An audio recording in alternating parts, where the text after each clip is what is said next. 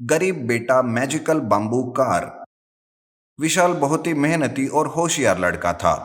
वो पढ़ाई के साथ साथ अपने पिताजी को उनके कामों में मदद भी करता था।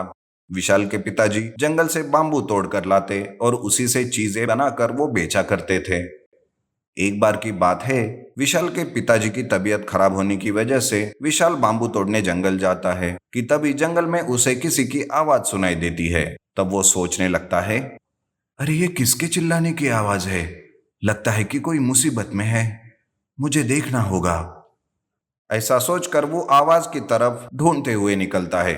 धीरे धीरे वो उस जंगल के नदी के पास पहुंचता है तो नदी में एक बूढ़ी औरत डूबते हुए दिखाई देती है। तब वो सोचता है, अरे बाप रे, अब मैं क्या करूं? वो औरत तो पानी में डूब रही है, मुझे तो तैरना भी नहीं आता। लेकिन उस बूढ़ी औरत को मदद नहीं मिली तो वो पानी में डूबकर मर जाएगी। मुझे कुछ तो करना होगा। ऐसा सोचकर विशाल तोड़े हुए बांबू लेकर आता है और उन्हें एक दूसरे से बांधकर उस बूढ़ी औरत की तरफ फेंकता है और कहता है, माँ जी, आप इस बांबू को पकड़ लो, मैं आपको बाहर खींचता हूँ। चिंता मत कीजिए, मैं आपको बचा लूंगा। विशाल के ऐसा कहते ही वो बूढ़ी औरत बांबू को पकड़ लेती है। उसी के साथ विशाल बांबू को खींचने लगता है, लेकिन थोड़ी ही देर में जहां से बांबू बांधे थे वो निकल जाते हैं और बूढ़ी औरत फिर से पानी में डूबने लगती है। उस वक्त विशाल सोचता है, अरे बाप रे, अब क्या करूं? थोड़ी ही दूर बचा था लेकिन बांबू छूट गए और यहाँ तो पानी भी गहरा नहीं होगा।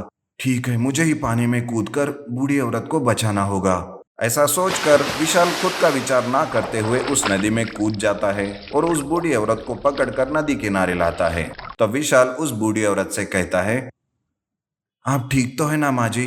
लेकिन आप आखिर पानी में कैसे गिरे? अगर मैं यहाँ समय पे नहीं आता तो अनर्थ हो जाता। चलिए, मैं आपको घर छोड़ देता हूँ।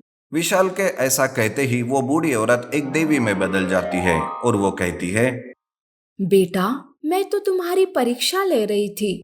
तुमने अपने बारे में न सोचकर मेरे बारे में सोचा। तुम एक गरीब पर मेहनती लड़के हो, इसीलिए मैं तुम्हें कुछ देना चाहती हूँ जिससे तुम्हारी सारी परेशानी दूर हो जाए। देवी अपने हाथों से बांबू पर जादू करती है और वहां एक जादुई बांबू की कार बन जाती है और उसी के साथ देवी वहां से गायब हो जाती है।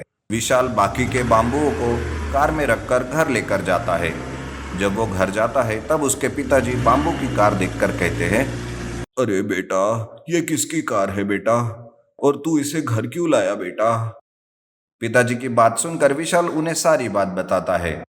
विशाल कार से बांबू निकालने जाता है तो वहां बांबू की जगह बांबू के खिलौने बने रहते हैं। ये सब देखकर वो बहुत चकित हो जाता है और कहता है, पिताजी, ये कार तो जादुई कार है। देखो, कार में मैंने बांबू रखे थे लेकिन अचानक से ये बांबू के खिलौने बन गए हैं। इन्हें बेचकर हमें अच्छे खासे पैसे मिलेंगे। विशाल अपने पिताजी के साथ उस बांबू की कार के खिलौने बेचता है। जैसे ही खिलौने खत्म होते हैं वो कार में बस बांबू को रख देता है और कुछ ही देर में वो बांबू बांबू के खिलौने में तब्दील हो जाते हैं। दिन अच्छे से गुजर जाते हैं। तभी एक बार विशाल अपने पिताजी के साथ गांव में अपनी बांबू के कार से घूम रहा होता है। तभी उनका एक ट्रक के साथ एक्सीडेंट होने वाला था कि जादुई बांबू कार आकाश में अचानक से उड़ने लगती है। ये सब देखकर गांव के लोग चकित हो जाते हैं। धीरे धीरे ये बात गांव में फैल जाती है और जब ये बात गांव के जमींदार को पता चलती है तो वो विशाल के घर आता है और कहता है, अरे वाह रे वाह विशाल, मेरा कर्ज तो तूने अभी तक नहीं चुकाया और ये बांबू की कार लेकर मस्त गांव में घूम रहे हो तुम तो। लेकिन मैं आज तो तुम्हारा सारा कर्जा वसूल करके ही लेके जाऊंगा और अगर तुम कर्जा नहीं दे पाए तो मैं तुम्हारी ये बांबू कार ले जाऊंगा। जमींदार जी, बस एक दो दिन का हमें वक्त दीजिए, कुछ ना कुछ तो इंतजाम कर ही लेंगे। लेकिन जमींदार था कि विशाल की बात ही नहीं मानता। उसे तो कर्जे से ज्यादा जादुई बांबू कार की पड़ी थी। जमींदार उस जादुई बांबू कार में बैठ जाता है और मन ही मन में कहता है, अब ये जादुई कार मेरी। ये लोग कर्जा उतारे या ना उतारे, मुझे इससे कोई फर्क नहीं पड़ता। इस कार से तो मैं करोड़ों छापूंगा और करोड़पति बन जाऊंगा। ऐसा सोचकर वो बांबू कार को स्टार्ट करता है, लेकिन जैसे ही कार स्टार्ट होती है वो आकाश में उड़ने लगती है। उड़ते वक्त वो पलटती भी है, जिस वजह से जमींदार बहुत डर जाता है और खुद को बचाने के लिए कहता है, तब जादुई कार उसे गांव के कुएं में फेंक देती है और वापस विशाल के घर आ जाती है। तब जमींदार को गांव के लोग कुएं से बाहर निकालते हैं। उस दिन के बाद से जमींदार अपना कर्ज लेने कभी विशाल के घर जाता ही नहीं। विशाल और उसके पिताजी जादुई बाम्बू कार से आराम की जिंदगी जीने लगते हैं। 8 wheels golden tractor versus 3 magical robot. सवेरे सवेरे जतिन अपना ट्रैक्टर लेकर अपने खेत की तरफ जाने लगता है। रास्ते में सामने से एक ट्रक बेकाबू होते हुए आ रहा था। अरे ये कौन है जो शराब पीकर ट्रक चला रहा है? अरे भाई रुक जाओ। जतिन सामने से आवाज लगाता है पर वो ट्रक रुकता ही नहीं। एक्सीडेंट से बचने के लिए जतिन अपने ट्रैक्टर को मोड़ देता है और वो सीधा एक पेड़ से टकरा जाता है। ऐसे में जतिन बेहोश होकर नीचे गिर जाता है। तभी वहां एक बूढ़ी औरत आती है। बूढ़ी औरत जतिन को पानी पिलाती है और उसे होश में लाती है। तुम ठीक तो हो ना बेटे? मैं तो ठीक हूँ, पर आप कौन हो? बेटा, मैं शहर जा रही थी। तुम्हें मैंने ऐसे देखा, इसलिए सोचा तुम्हारी मदद कर लूं। जतिन उस औरत का धन्यवाद करता है और उसे लेकर शहर जाता है। इस तरह से जतिन भी उस औरत की मदद करता है। दूसरे दिन जतिन फिर से ट्रैक्टर से खेत की तरफ जाते रहता है कि तभी उसे वो बूढ़ी औरत दिखाई देती है। अरे माँ जी, आप ये लकड़ियों का भार लेकर कहाँ जा रही हो? बेटा, मैं घर जा रही हूँ। खाना बनाने के लिए लकड़ियां नहीं थी, इसीलिए जंगल से लेकर जा रही हूँ। तब जतिन उस औरत को अपने ट्रैक्टर में बिठाकर उसे घर छोड़ देता है। वो वापस खेत की तरफ जाने लगता है तो उसके ट्रैक्टर का एक टायर पंक्चर हो जाता है।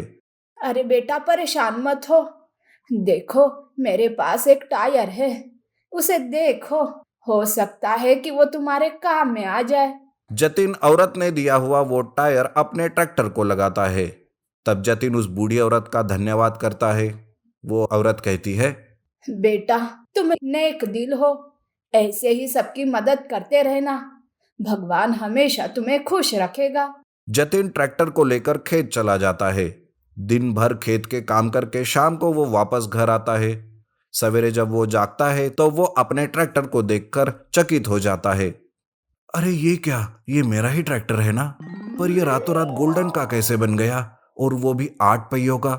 लगता है ये उस औरत के टायर का चमत्कार है। जतिन का साधारण ट्रैक्टर एक 8 व्हील गोल्डन ट्रैक्टर में बदल गया था। जतिन उस औरत का धन्यवाद करने की सोचता है। वो जैसे ही अपने ट्रैक्टर को स्टार्ट करता है तो वहां से सोने के सिक्के निकलने लगते हैं। तब जतिन और भी चकित हो जाता है। सोने के सिक्के वो गांव वालों में बांट देता है और उस बूढ़ी औरत के घर जाता है। पर वहां ना ही कोई घर था और ना ही कोई बूढ़ी औरत। ये देख जतिन सब समझ जाता है और उस दिन से उस ट्रैक्टर से गांव वालों की मदद करने लगता है। पर यह बात एक बुरे जादूगर को पता चल जाती है। तब वो उस गांव में आता है। अगर ये 8 पहियों वाला गोल्डन ट्रैक्टर मुझे मिल गया तो बड़ा ही अच्छा हो जाएगा, पर मैं खुद होकर उस ट्रैक्टर के पास नहीं जा सकता ना, मुझे इसके लिए किसी की मदद लेनी पड़ेगी। तब जादूगर की यह बात ललित नाम का एक गांव वाला सुन लेता है। दरअसल वो जतिन का पड़ोसी था और वो हमेशा जतिन से जलते रहता था। अरे सुनो, मैं तुम्हारी मदद कर सकता हूँ। मैं एक आविष्कारक हूँ, मैं रोबोट बनाता हूँ।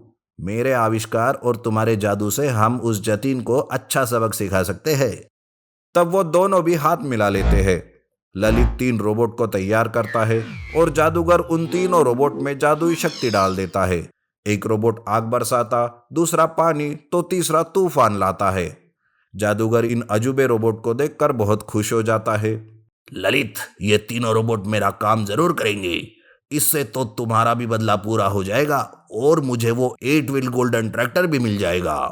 तब जादूगर और ललित उन तीनों जादुई रोबोट्स को लेकर जतिन के घर जाते हैं। पहला रोबोट ट्रैक्टर पर आग बरसाता है, पर वो ट्रैक्टर जलने का नाम ही नहीं लेता। तभी घर के अंदर से जतिन बाहर आता है। अरे ललित, तुम ये क्या कर रहे हो? दुश्मनी में तुम इतना अंधा हो गए हो क्या?